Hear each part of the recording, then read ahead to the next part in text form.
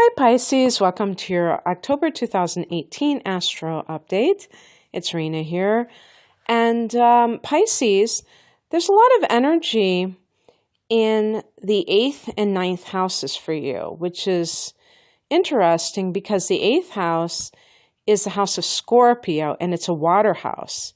Your house is a 12th house and it's a water house too, just like the 4th house is Cancer's house.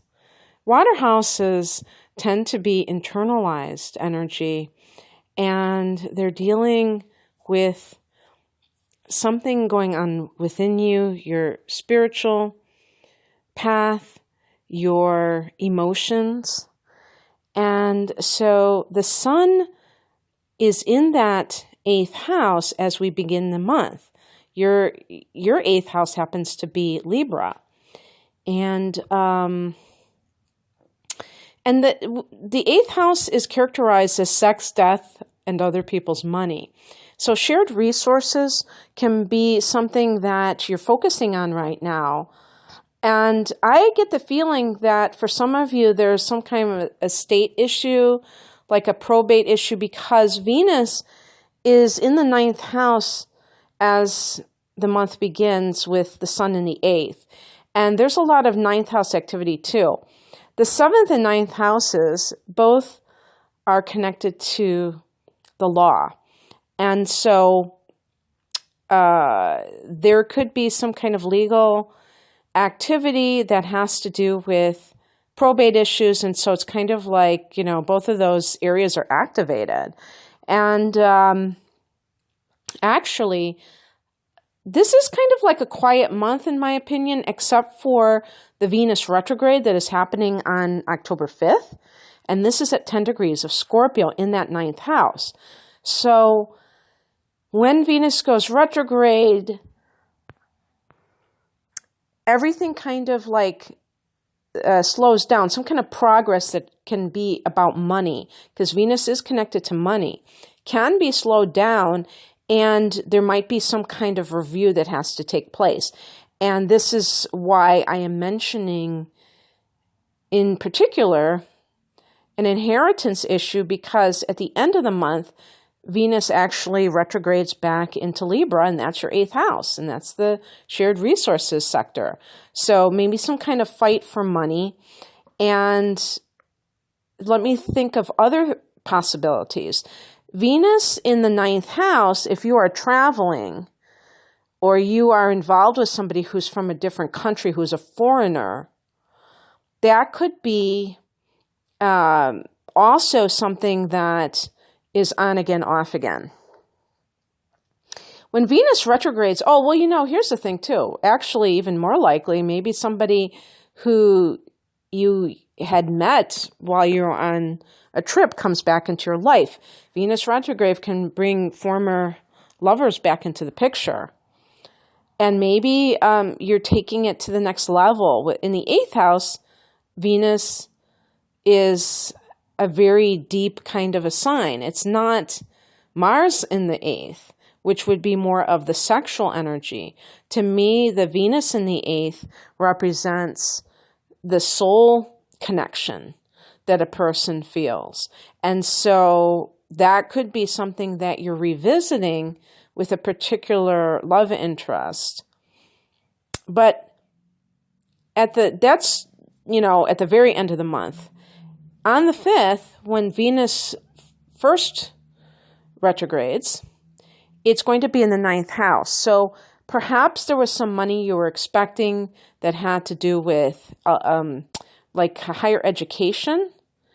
And, and the 8th house too, even when it goes back into the 8th house, it could be like financial aid, it could be loans, it could be, like I said, shared resources, other people's money. And Venus in the 9th house can make you question the values of academia. Maybe you thought that getting a graduate degree would be the end-all be-all, and you've started your program, this is October, so you might have started in September, and it's not all it's cracked up to be, and you're kind of like scratching your head because you thought this was what you wanted. And the other thing about it too is that this could have something to do with your spiritual values. The ninth house is the God house. So you might have, and you're like, Pisces, hello. You're a very spiritual type of sign, just straight out of the box. So you might be questioning some dogma, some teachings that you have been given, and seeing how they relate to you as a person, seeing if you really hold them dear. Venus can be about how we esteem ourselves, too. Remember that Venus rules 2 houses. It rules the 7th house, which is the house of committed partnerships, in the sign of Libra. But it also rules the 2nd house of earned income and material possessions in the sign of Taurus. But in that 2nd house, it also deals with self-esteem. So it's kind of interesting because you think of Taurus being an earth sign, that it's all about the cold hard cash and anything material, but it's also that part of us that values ourselves. And in the 9th house, to have Venus retrograding here, how do I fit into, how does my belief system, my religion really honor me? Really, show me that I'm a worthy person. After all, if you think about it, a lot of religions tend to shame people, make them feel that they're not good enough. And it's not to say that there's no room for improvement. That is kind of the very extreme black and white thinking that a lot of people immediately jump to. Like if I'm uttering these words, then I can just see that people are saying, oh, are you saying that really we have nothing to work on? No, we have a lot to work on. But you can't really improve yourself coming from a position of self-hatred.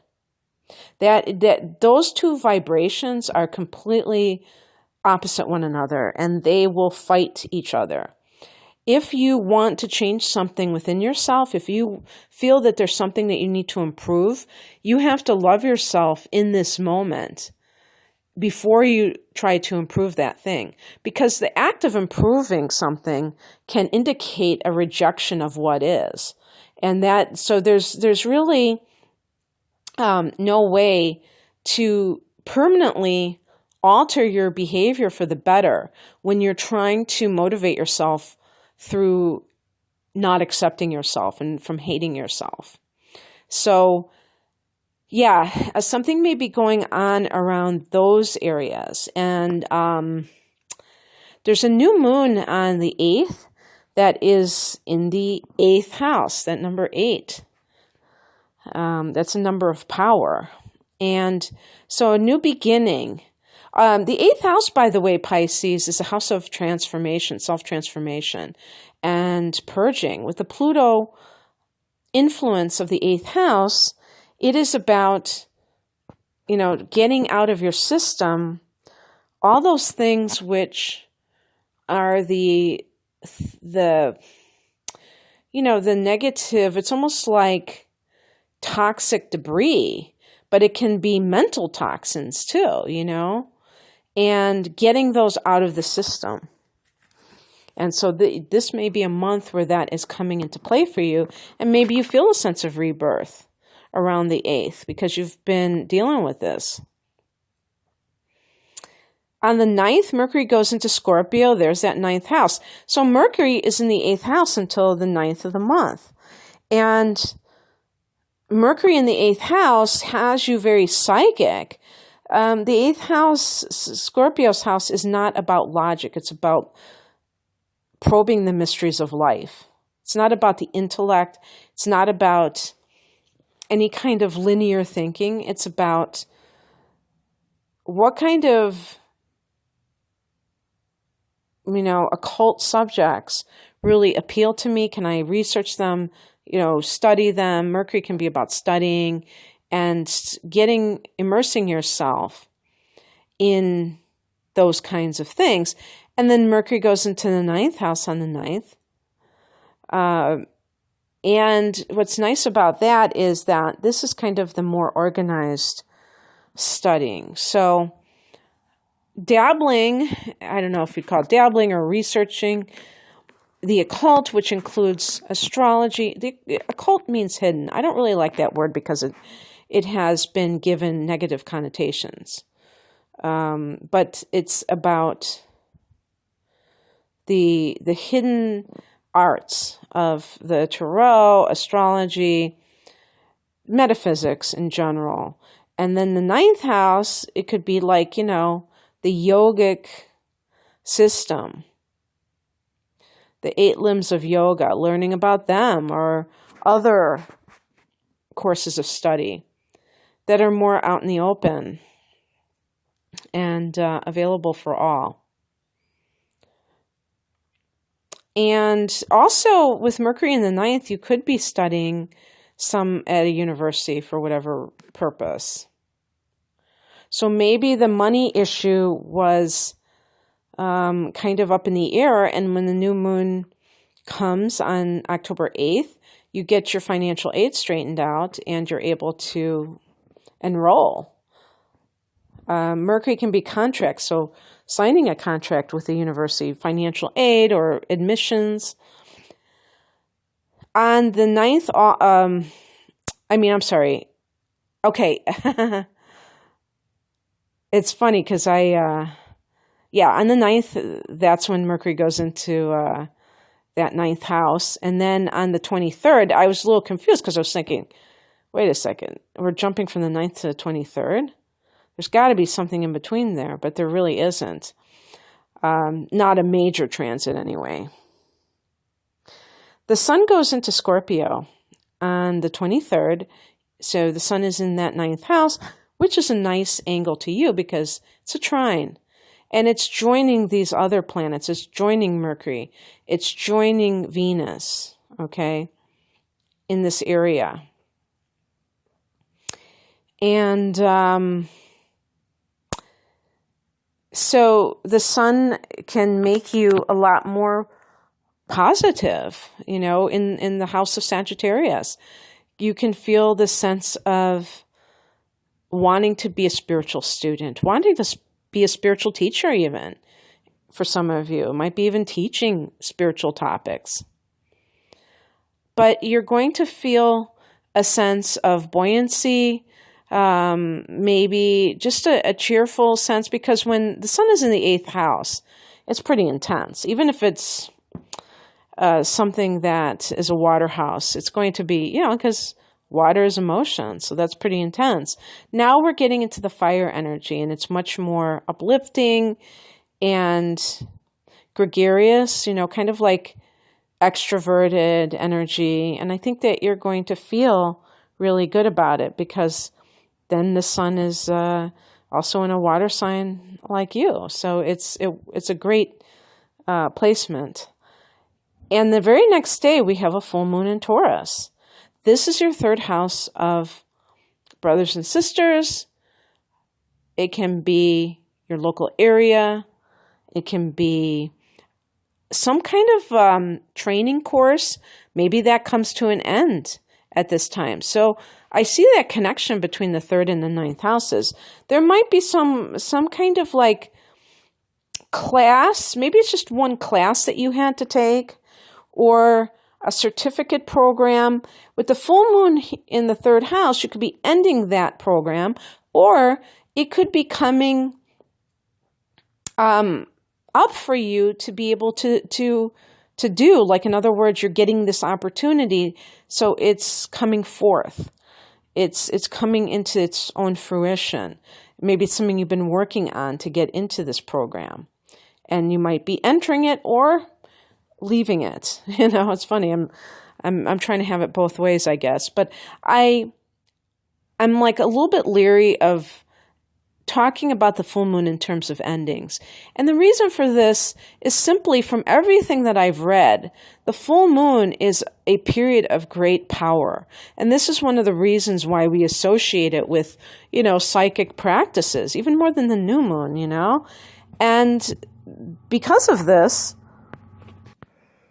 and because of the fertility that I associate with it, I I don't like to just say, oh, well, you're going to end this program, when in fact it may come to fruition. It may finally, after you've done a lot of legwork and planning, you're able to get into some program. And that would be like an actual beginning for you. Endings and beginnings are kind of illusions anyway, because even beginnings require an ending first. If you get married, you're leaving your singlehood, or whatever you want to call it, behind. Your single life behind. So you're ending a phase in your life. But you're beginning something too. So it is about having it both ways. Okay, so the third house can be siblings. So yeah, I mean, maybe you decide, okay, this person is just, I can't even with this person because they're just too whatever, too much. And that sounds terrible, but sometimes you have to do that. Sometimes families are not Norman Rockwell paintings. They have great challenges, and these people could be your worst enemies. Cousins, I think, are third house. So sometimes the enemy is very close to you. And I don't, I'm kind of being kind of funny about that. I don't mean that, anybody in our life should be viewed as an enemy, but just as kind of colorful language. You may have, something may come to head between you and a neighbor, where maybe you've been tolerating certain things and you finally just, this is it. This is the last straw with them. And you've had it. Maybe you're going to build that fence after all. I think Robert Frost said, fences make good neighbors. And so there might be something going on where things come to a head with your neighbors, local area. Maybe you belong to a local council, and you're just like kind of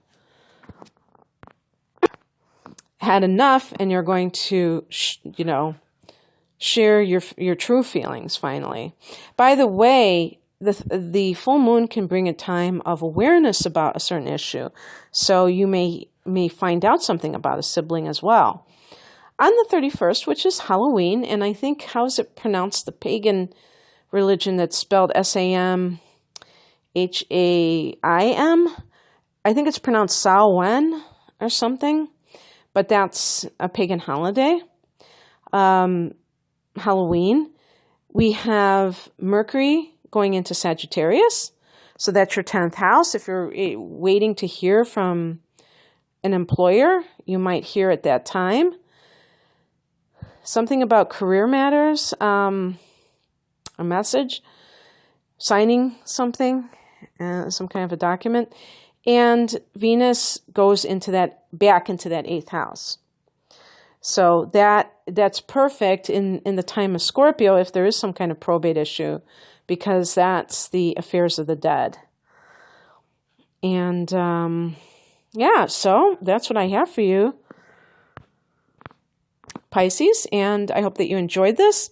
If you'd like your own personalized natal chart interpretation, and I do this kind of thing, but on a kind of a bigger scale, where I'm looking at the entire year, and I'm looking at some of the important things, especially the longer transits, which have more of an impact on your life.